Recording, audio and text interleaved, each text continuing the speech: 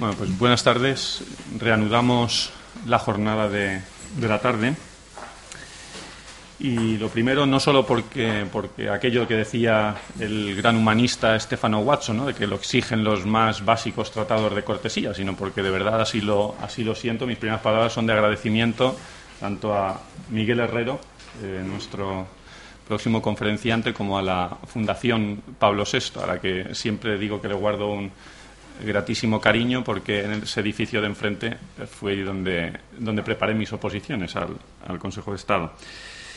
Todas mis referencias de Miguel Herrero hasta que ingresé en el Consejo de Estado eran fundamentalmente las relativas a su brillante trayectoria política, pero basta ver su currículum, sus numerosos libros y trabajos académicos y las muchas intervenciones y conversaciones que he tenido el honor de compartir para concluir que el perfil de Miguel Herrero trasciende de un ilustre político y jurista. Miguel Herrero Rodríguez de Miñón es doctor en Derecho por la Universidad Complutense, doctor honoris causa por la UNED y por la Universidad de León, licenciado en Filosofía por la Universidad de Lovaina, licenciado en Filosofía y Letras por la Universidad de Madrid, letrado mayor del Consejo de Estado desde el año 66, secretario general técnico del Ministerio de Justicia, diputado por Madrid, miembro de la ponencia redactora del texto constitucional, miembro de la Comisión Trilateral, presidente portavoz de los grupos parlamentarios en el Congreso de los Diputados, de UCD y de Alianza Popular, magistrado del Tribunal Constitucional del Principado de Andorra, consejero permanente, presidente de la sección tercera del Consejo de Estado o académico de la Real Academia de Ciencias Morales y Políticas, entre otras varias. Pues bien, el tema que nos va a exponer es un buen ejemplo de ese gran y envidiable ámbito de intelectualidad que abarca la persona de Miguel Herrero y, sin más, muchas gracias, Miguel, y tienes la palabra. Muchas gracias a la Fundación Pablo VI y a la concurrencia que me honra el calor ambiental de la calle. Y ustedes se habrán dado cuenta que es que soy amigo de Avezuela. Y en consecuencia yo también hablo bien de él. Tenemos una sociedad de bombos mutuos, de manera que tienen ustedes que poner entre paréntesis sus elogios. Y lo que sí quiero advertir que todo eso que ha dicho no es simultáneo, lo cual violaría la ley de incompatibilidades manifiestamente sino sucesivo. Me han pedido que hable a ustedes sobre dimensión ética de la política. Y yo he preparado unas notas para un coloquio y me van a permitir que las lea porque por razones diversas no he dormido la noche pasada y estoy muy cansado. Entonces el texto que yo había preparado más o menos viene a decir esto. Ética y política son dos términos tan cargados a través de la historia, cargados de pensamiento y de acción, que sería necio por mi parte pretender lucubrar aquí sobre ellos. Me limitaré, por lo tanto, a deducir ante ustedes las consecuencias de mi propia experiencia personal como político, engarzadas al hilo de algunas lecturas. Primero, un escritor ilustre, Spranger, en su fenomenología de las formas de vida, distingue varios tipos de vocaciones humanas. Tipos que, claro está, nunca se dan en su pura simplicidad, pero que sirven como puntos de referencia. De entre ellos, para ilustrar esta disertación, elegiré dos: el hombre político, que fundamentalmente se ocupa del poder en la comunidad, y el hombre ético, que se preocupa por la promoción de determinados valores. El primero, en consecuencia, se orienta hacia el poder y se dedica a su cultivo, y entiendo por poder la capacidad de hacerse obedecer. Esto es una relación de alteridad que exige cuando menos dos sujetos, él o los que mandan y aquel o aquellos que obedecen. El poder, en consecuencia, no se da en la soledad, es siempre algo humano y no se da más que en la sociedad humana, desde la sociedad matrimonial o familiar a la sociedad estatal. Por eso el poder se distingue de las fuerzas naturales o, en todo caso, impersonales. Es erróneo y suele ser deshonesto alegar la irresponsabilidad del poder, disfrazándolo de fuerza anónima, sea esta la naturaleza, la estructura social, el diagnóstico de los mercados o el devenir histórico. Al decir de Guardini, una nueva forma de politeísmo propia de nuestro tiempo y tan falaz como el de los antiguos. El poder y la consiguiente responsabilidad que lleva aparejada su ejercicio no está en las estrellas, sino como el destino en nosotros mismos. Ahora bien, ¿Para qué se quiere el poder? El puro hombre político, radicalizado incluso la tipología de Spranger, antes esbozada, procura, obtiene, ejerce y conserva el poder por sí mismo, como el personaje rubio de La Malquerida, comedia que muchos de ustedes conocerán, especialmente los mayores, como al rubio de La Malquerida le gusta y le basta con mandar. El mando, mucho mando, es lo que importa, dirá el protagonista de la pieza teatral. Es por sí mismo un valor y un valor exclusivo y excluyente. Pero la experiencia demuestra que el poder, precisamente para conservarse y extenderse, genera otros valores. Para durar ha de servir de algo a quien lo soporta. El poder se objetiviza, el mandar se justifica por el servir. En una fórmula un tanto pedante, Mayneke, al estudiar la razón de Estado, dice que todo kratos genera un ethos. El poder engendra valores que le orientan y justifican, o cuando menos lo disfrazan. Aparece aquí la primera de una serie de grandes disyuntivas que marcan la senda de esta disertación. El poder puede servir a valores que calificaré de intrínsecos, cuando no son sino otras tantas argucias del poderoso para conseguir y conservar el poder, y el poder puede servir a valores que de veras le trascienden y para cuya promoción y consecuencia el poderoso ejerce su poder. En el primer supuesto, al que corresponden los capítulos 15 al 20 del Príncipe Maquiavélico, el poder como valor absoluto expele a los demás. Engendra una propia lógica y genera en torno a sí un vacío que absorbe y domina al propio poderoso. Mitología y literatura ofrecen ejemplos paradigmáticos de lo que la práctica política e incluso la vida privada dan muestras cada día. Es lo que autores como Guardini o Tillich o Ritter han denominado el carácter demoníaco del poder. El segundo supuesto, los valores orientan al poder a metas objetivas que trascienden el mero interés del poderoso en mandar. Y la historia de la razón de Estado muestra cómo se pasa así del príncipe de Maquiavelo a los intereses permanentes de los estados. El poderoso no se somete en tal caso al poder y a su lógica, sino a los fines que el poder pretende servir. El hombre político se hace así, hombre ético. Es en este segundo supuesto donde aparece la dimensión ética de la política, porque la ética se ocupa del reino de los fines. Ahora bien, que la política tenga una dimensión ética no quiere decir que deba dejar de ser política y que no responda a una lógica propia. Supone que esa lógica encuentra sus límites en los imperativos derivados de los valores a cuya consecución se orienta el poder. El hombre ético no sustituye al político, pero sí lo dirige. Y es aquí donde aparece la segunda de las disyuntivas atrás enunciadas, porque es claro que el poder puede orientarse al servicio de muy distintos valores. Baste pensar en los extremos. Un ilustre jurista francés, Marcel Valine, terminaba su curso universitario a comienzos de los años 40 en París, en el París ocupado, señalando que la opción propia del tiempo se planteaba entre la cruz de Cristo y la cruz gamada, dos órdenes de valores que no se sumían en el mero poder, sino que lo condicionaban y orientaban.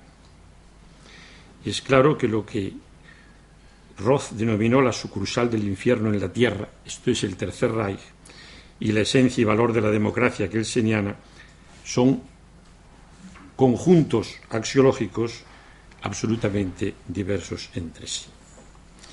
¿Cuáles son aquellos con los que yo me siento comprometido y propongo como marco ético de la política? Fundamentalmente tres. Primero, la propia vocación política como vocación de servicio. Segundo, el servicio al hombre como fin en sí. Tercero, servicio al hombre real, que es el hombre en la comunidad.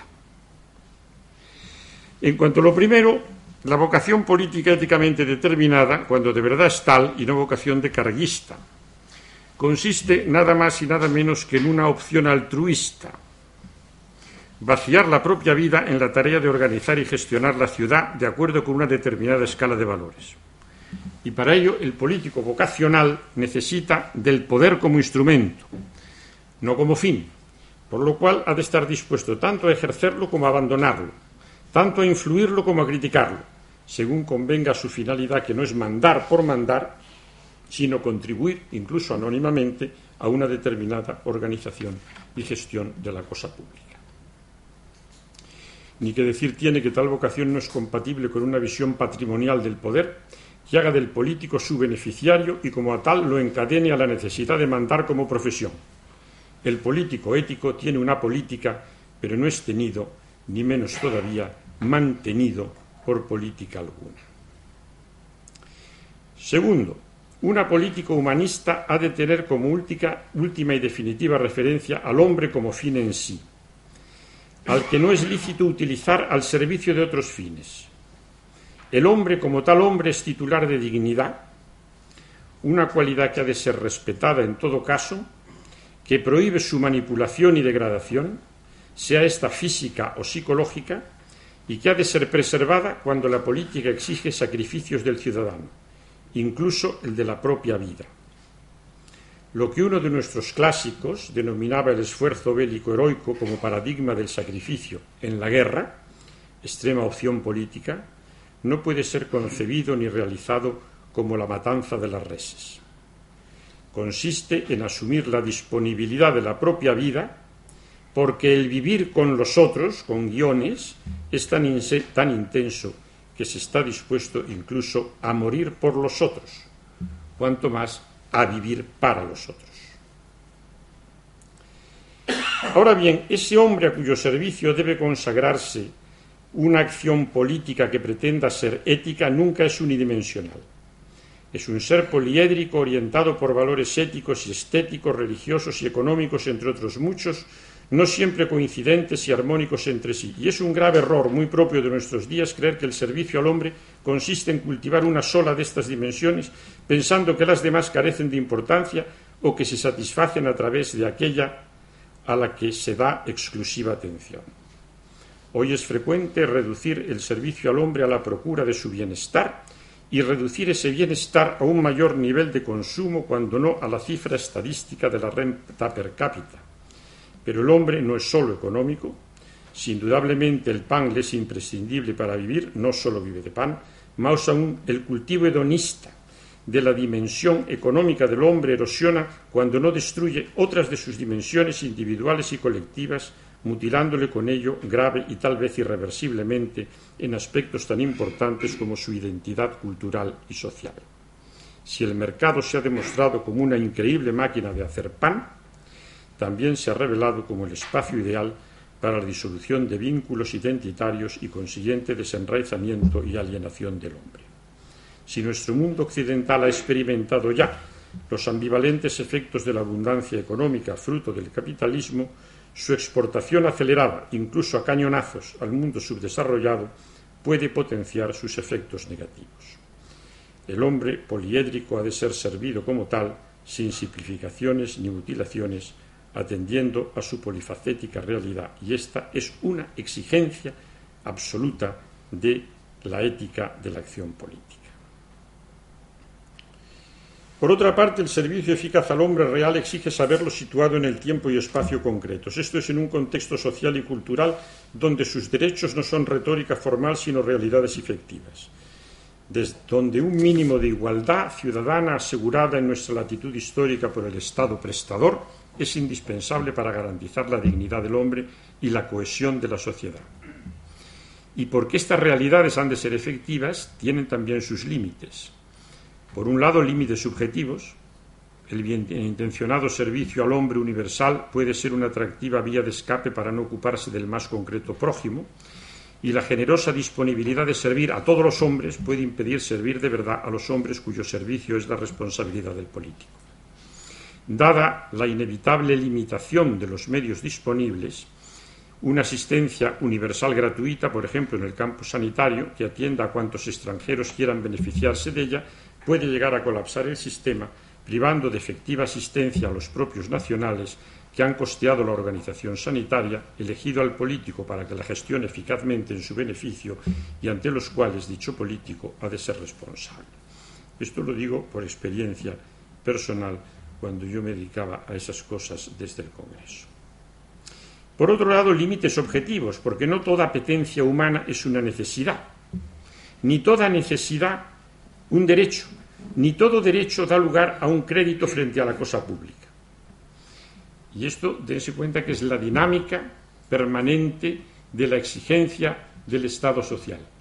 Las apetencias se formulan como necesidades, se cree que las necesidades constituyen derechos y que los derechos dan un título de crédito. Pero la eficacia realista exige descartar esta utopía porque los medios son limitados.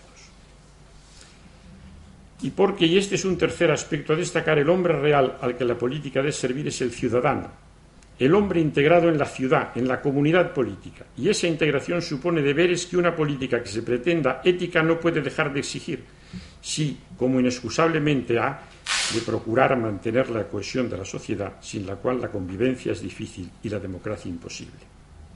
Ello requiere tutelar, entre otros, los factores materiales de integración, como es la identidad cultural y lingüística, tanto como los factores funcionales, esto es, la participación política.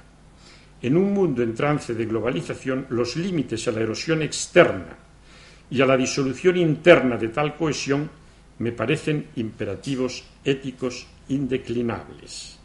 Porque sin esa cohesión de base, la convivencia democrática, que no consiste simplemente en votar, sino en participar en bienes económicos y culturales, es imposible. ¿Por qué la convivencia democrática en la antigua Yugoslavia fue imposible, mientras que es posible en un Reino Unido donde hay diferencias profundas, sobre todo políticas y sociales? Porque más allá de las diferencias políticas y sociales del Reino Unido, y por mucho que se critique desde dentro del Reino Unido su sistema de vida social y político, existe una cohesión de base, la nación británica. ¿Por qué en Yugoslavia eso fue imposible? Porque entre el comunista croata y el comunista montenegrino no había cohesión social ninguna, ni entre el conservador serbio y el conservador esloveno tampoco. ¿Quiere esto decir que son imposibles los estados plurinacionales? No, son imposibles las cárceles de naciones. Pero los estados plurinacionales que consiguen articular, respetando la identidad indeclinable e infungible de los pueblos que participan en él, es capaz de crear factores funcionales y materiales de identidad colectiva que respeten esas identidades particulares, ese Estado plurinacional, que no es una cárcel de naciones sino una casa común, es posible. Lo esbozado en estos últimos párrafos muestra la incidencia de una pluralidad de valores que, como señalara Isaiah Berlin, son asimétricos entre sí. No puede pretenderse la realización de todos los valores y menos aún simultáneamente. El desarrollo económico y social puede erosionar la identidad cultural y la cohesión social, y esa misma identidad puede oprimir e incluso impedir las libres opciones individuales. La integración supranacional, capaz de generar algo tan deseable como comunidades de paz, puede conducir a gobiernos ajenos a todo control democrático. Los valores ecológicos, impedir el progreso económico o a la inversa, y así un largo etcétera. En nuestro mundo ni el ser es uno, ni todos sus atributos coincidentes, ni todo lo bueno es bello, ni todo lo real justo. Por ello, la pluralidad e incompatibilidad de los valores exige a su vez una triple opción ética. En primer lugar, el mismo reconocimiento de tan divergente pluralidad frente a la tentación de imaginar una confortable armonía. En segundo lugar, la jerarquización de los valores asimétricos para elegir a unos y postergar a otros, algo que requiere un compromiso y responsabilidad muy grave, una ponderación de los tiempos, un criterio capaz de independizarse de la moda y de la urgencia, un criterio a la vez suficientemente humilde como para no forzar la voluntad de la comunidad a la que se pretende servir y suficientemente enérgico para abandonar el poder e incluso optar por el exilio, exterior o interior, cuando los propios valores son radicalmente incompatibles con aquellos por los que opta la comunidad. Por último, tomar conciencia y sacar las consecuencias de ello ocurre en una sociedad plural, donde los intereses y las opiniones son diversos y frecuentemente contradictorios.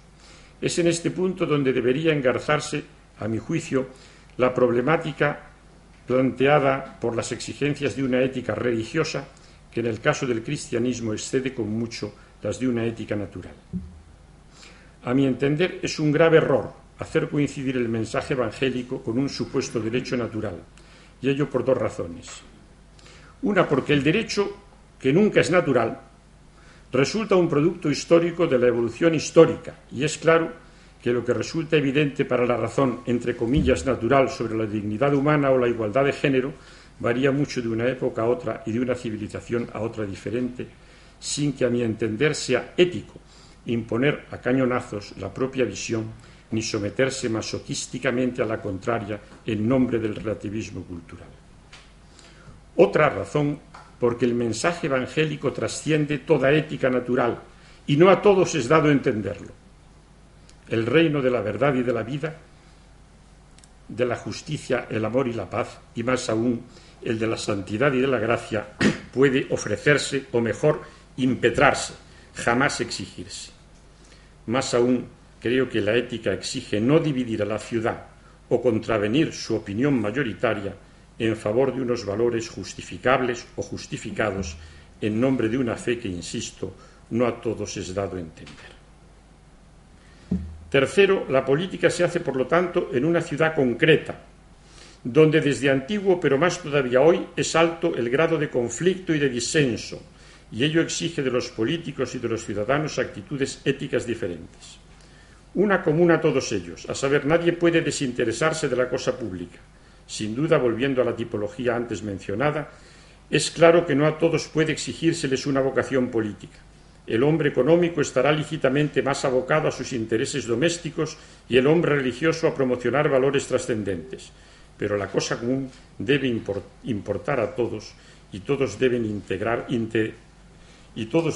saberse integrantes de una entidad superior a la que es preciso sacrificar, si llega el caso, no la propia dignidad, pero sí el propio interés, y a cuyos problemas no puede negarse su atención.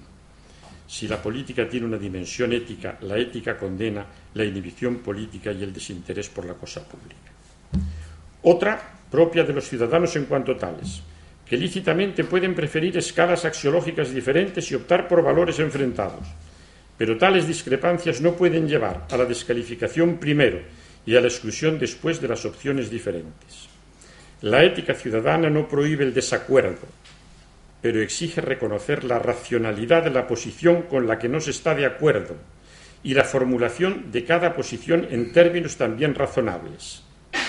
Tal es la virtud ciudadana de una amistad civil y que puede encontrarse en la ética aristotélica. No se trata de pensar lo mismo, pero sí de pensar honestamente sobre lo mismo. Sobre los políticos, además, recae una obligación moral suplementaria: asegurar el prestigio de las instituciones comunes, promover y garantizar el respeto de las reglas de juego y, por ello, abstenerse de cuanto pueda hacer de la inevitable contienda política en una sociedad abierta y democrática una batalla campal que taje al cuerpo político. Como dije antes, una política ética debe primar el servicio sobre el conflicto, y para los gobernantes el primer objetivo de su servicio es la concordia, aquello que, en frase de Cicerón, hace del conflicto político no un combate entre enemigos, sino un certamen amistoso. Muchas gracias.